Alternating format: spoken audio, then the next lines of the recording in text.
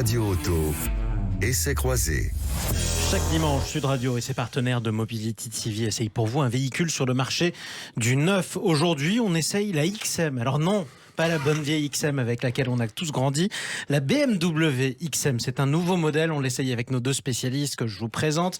Mélina Priam, bonjour à vous. Bonjour. Journaliste à l'Autojournal que vous retrouvez d'ailleurs dans vos kiosques. Et Stanislas Laroumet, bonjour à vous. Bonjour Jean-Marie. Vous êtes aussi chroniqueur à vos heures dans l'Autojournal et fondateur de Ma Voiture Idéale. Alors, Tout à fait. Première question toute bête, vous l'avez remarqué, c'est le même nom qu'une voiture française, BMW XM. Est-ce qu'on a le droit, comme ça, de reprendre le nom d'une voiture d'une autre marque sans que ça pose le moindre problème, Mélina Priam? A priori, oui. Alors, il faut voir que chez BMW, le M veut dire Motorsport, c'est-à-dire le département sportif de BMW.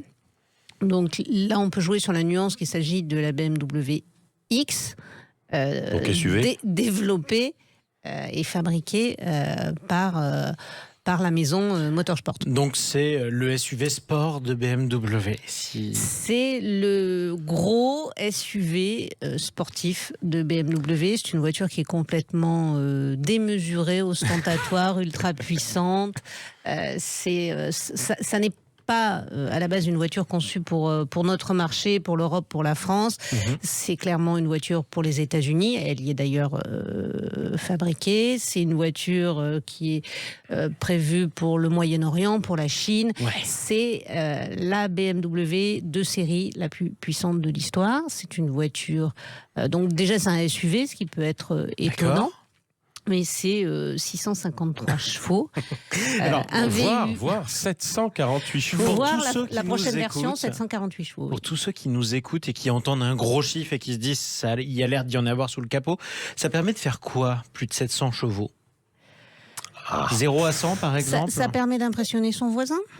Et comment? Essentiellement parce que je veux dire, c'est pas une voiture qui est la puissance là, elle va pas être utilisée sur circuit. C'est pas pour faire des courses de voiture. Et sur la route, effectivement, en tout cas chez nous, ça ne sert pas à grand chose d'avoir. Donc à quoi servent autant de chevaux? Alors à faire du bruit. Alors oui, ça peut faire du bruit, mais c'est pas là simplement. On est sur une voiture hybride. Ouais. Rechargeable. Donc avec un V8 biturbo qui fait un peu moins de 500 chevaux, plus un moteur électrique. Et encore une fois, ça sert à impressionner. Et le fait d'avoir une voiture hybride, ça permet chez nous d'échapper à la fiscalité. Tout simplement. D'avoir une voiture puissante, mais qui n'est pas taxée par le malus. Vous êtes en train de me dire que cette voiture conçue manifestement pour émir du Golfe ou oligarque russe, en plus a des bonus fiscaux français. Alors des bonus, non, il ne faut pas exagérer, mais elle n'a pas de malus. Non. Alors que c'est une voiture qui fait plus de 2 tonnes 7 et qui est ultra puissante, mais qui rejette assez peu de CO2 d'après les normes. D'après les normes en vigueur. Parlons un peu, vous allez me le décrire, mon cher Stanislas. Oh là là, non. Vous allez me dire quelle forme elle a. J'ai compris qu'elle était énorme. Elle est énorme, elle mesure 5 mètres 11 de long, 2 mètres de large et 1 mètre 76 de haut. Oui, c'est un minibus quoi. Oui, mais un minibus, il y a 9 places. C'est quand même pratique. Alors que là... Oui, mais c'est à peu près la taille d'un minibus parce que de mémoire, je crois qu'un Renault Trafic châssis normal, ça fait 5 mètres 30. Donc, non, c'est colossal. C'est un gros SUV, comme l'a dit Mélina, V8 biturbo, hybride rechargeable, qui peut faire jusqu'à 88 km selon BMW en tout électrique, ce qui lui permet en effet d'échapper au malus écologique et même à la carte grise gratuite dans certains départements. Donc c'est une voiture qui peut-être en Europe, enfin en tout cas en France, pourra séduire certains chefs d'entreprise avec une société qui marche pas mal parce que c'est une voiture qui coûte très cher quand même, qui démarre à 178 000 euros. Mais ça c'est la version bas de gamme si j'ai bien compris. Oui, bien sûr, mais après on est vite à 200, 203 000. Bon, c'est quand même bien équipé à ce prix-là. Hein, c'est pas non plus une Dacia Sandero. Voilà, donc une voiture qu'on pourra avoir en location longue durée sur les sociétés. Je me mets un peu à la place de Cédric qui malheureusement n'est pas là. On embrasse Cédric Fréau, le compagnon de la bande d'habitude. Et qui pourrait intéresser les sociétés parce que il n'y a pas de taxe, il n'y a pas de TVS, donc pas de taxe sur les véhicules de société. Et pour les petites ou grosses entreprises qui marchent bien, c'est fait pour impressionner un peu son voisin. Ça marche très fort. Ça roule jusqu'à 290 km/h en option. 0 à 100 en 4 secondes 3, voire 3 secondes 8 sur la version Red Label, parce qu'il y a une version de 748 chevaux. La version de base faisant tout simplement 653 chevaux. Oui, bon, c'est quand même plutôt pas mal. Ça s'appelle un joli tronc commun. Quoi qu'il en soit, si on la regarde, elle est assez conséquente en termes de taille. Elle est très grande. On a une calandre qui se distingue beaucoup, comme toutes les calandres des dernières BMW. C'est très ostentatoire comme style. Ça brille, Mélina Priam. Ça brille, c'est clinquant, c'est ostentatoire, c'est démesuré. Voilà, mais après, je vais me mettre à la place de Cédric. C'est une voiture qui est aussi très, très agréable à bord. C'est une voiture qui est l'intérieur est magnifique. Voilà, l'intérieur est magnifique. On en a pour son argent. Donc, heureusement quand même, mais effectivement. Qu'est-ce que vous avez à l'intérieur qui fait que l'expérience est exceptionnelle ? On est sur une voiture qui est très très bien équipée en termes de multimédia, avec des matériaux qui sont extrêmement raffinés. Vous avez en plus la possibilité, alors moyennant finances supplémentaires, de choisir des cuirs haut de gamme, dans des couleurs que vous avez envie d'avoir. Oui. Enfin, il y a une personnalisation de la voiture qui peut être très poussée. Cousu humain.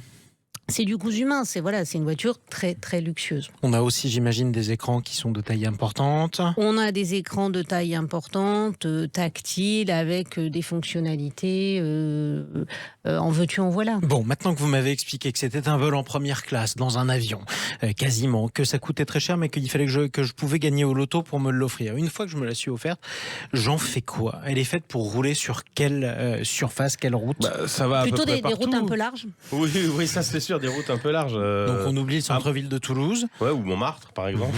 Par exemple aussi. Ça marche pas si non on plus. monte à la capitale, mais Voilà. Non, mais c'est une voiture qui est plutôt à l'aise sur autoroute, sur les grands parcours. Après, ce qui est étonnant, c'est que malgré son poids, le comportement est plutôt assez vivant et d'une efficacité redoutable. Il y a 4 roues motrices, bien sûr. Motrice et directrice. Et directrice, pardon. Oui. En fait, quelque part, cette BMW, c'est une démonstration technologique, pardon. Et il y a un peu tout le savoir-faire on l'a décidé pas aujourd'hui. tout le savoir-faire de Tout le cette marque savoir-faire d'ingénieur de qui est BMW. et de Motorsport dans ce gros SUV qui est un peu la voiture au superlatif qui bat presque tous les records de la marque en tout cas. Bon, moi j'avoue que je suis un peu dubitatif.